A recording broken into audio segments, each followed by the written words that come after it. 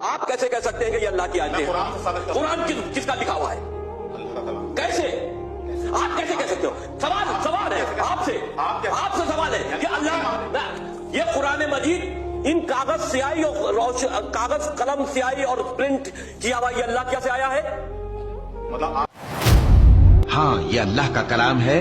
जो किताबें इससे पहले की हैं उनकी तस्दीक करता है और उन्हीं किताबों की इसमें तफसील है। इसमें कुछ शक नहीं कि ये रब्बुल आलमीन की तरफ से नाजिल हुआ है।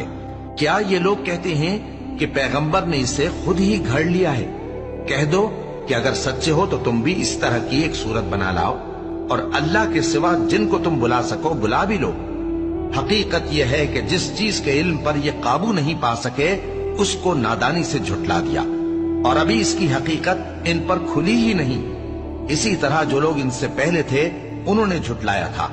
सो देख लो कि जालिमों का कैसा अंजाम हुआ।